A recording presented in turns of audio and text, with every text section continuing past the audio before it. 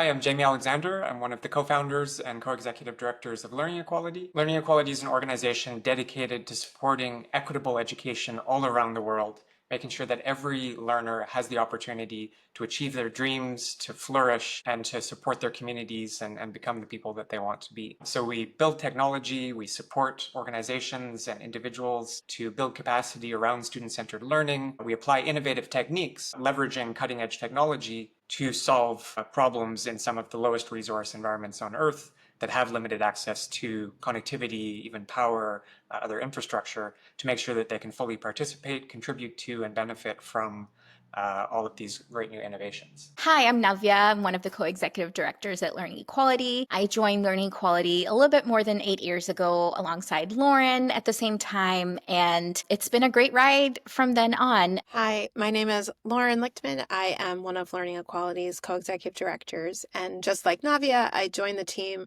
a little over 8 years ago. We've grown so much over the past 12 years in terms of just bringing Khan Academy content offline with our first generation platform, K Lite, to now building Colibri and supporting the use of Colibri in many contexts around the world, from refugee contexts to informal learning space to rural schools, and reaching over 10 million learners across 220 countries and territories is a huge accomplishment. And I continue to thinking about how we can continue to push the learning outcomes in these underserved areas. Looking ahead, our strategy for the next 5 years is both a continuation and an evolution. And we know that access alone isn't enough, and we've always focused on enabling student-centered learning. And we see an opportunity now to deepen the quality of learning experiences and focusing more on student-centered learning and working more closely with organizations to drive local change, but also accelerate learning outcomes at scale. So like everything that we do at Learning Equality and thinking about our values, we're really driven by the needs of our teachers and learners and the organizations that we serve.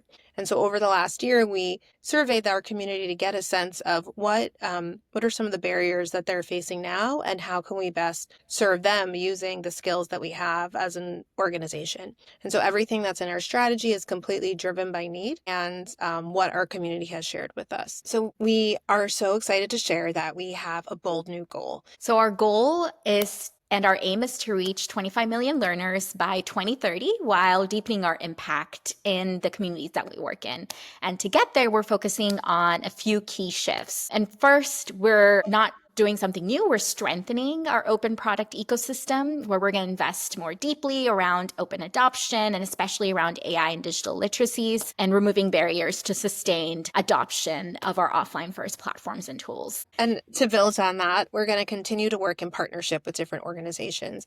We want to ensure that every partner we work with, we have real clarity on what we can learn from that collaboration so that we can focus in on areas that we think will help to address issues related to equity and to support ongoing usage of Colibri. So all of those learnings, similar to our model in the past, will feed back into strengthening our core technology and supporting offline first student-centered learning. The new thing that we're going to start is building a stronger support model. And as we shared before, we always had a focus on student-centered learning, but what we found in our community outreach efforts is basically there is a stronger need to have local ownership and support in driving student-centered learning at scale. And this year and next year, we're actively looking to think how we can launch and build out a student-centered learning collective, which is a new initiative to foster collaboration, local leadership, and peer learning among organizations. And we'll hope to start in East Africa and expand regionally over time. And the reason for us to launch something new is to mobilize and build a movement around what it takes to shift practice towards student-centered learning, and also thinking and supporting what offline first ed tech can look like in these tech-enabled learning environments. And at the core of it, bringing together organizations for this shared mission and vision really, we think, can help to accelerate progress towards stronger learning outcomes and also start conversations and reimagine what student-centered learning can look like in these offline learning environments, which are traditionally left out. So one of the core reasons why we focus on student-centered learning is because in many underserved contexts, traditional approaches still focus on teacher-led instruction with minimal student participation education, agency, and choice. By contrast, a student-centered learning model really empowers learners by giving them choice, voice, and deeper engagement in shaping their learning journey. And so it moves students and learners from passive receivers of information to active participants in their own discovery process. One thing that will be an enabler across all of that is ensuring that teachers and learners have access to the right digital resources. And we know is that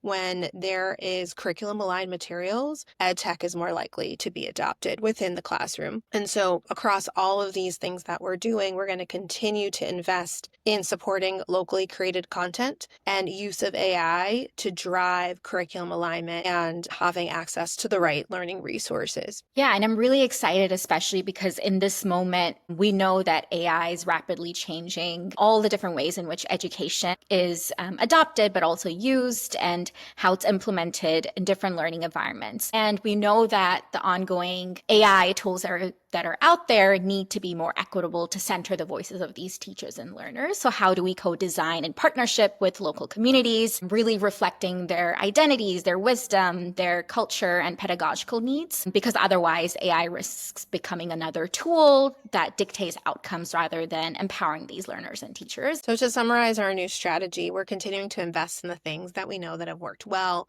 that are flexible and adaptable so that anyone can pick up our tools and use them as an enabler to support an education initiative, but continue to invest in further supporting building of local capacity and to use AI in innovative ways so that we don't increase the digital divide. One thing that's really critical to implementing our strategy is recognizing that we are just one actor within an ecosystem. And we see ourselves as a critical component in building out this field and seeing what's possible with EdTech. But we also are so cognizant about learning equality's positionality as an organization, how we can be most impactful, and how we can continue to push the field of education technology and student-centered learning forward.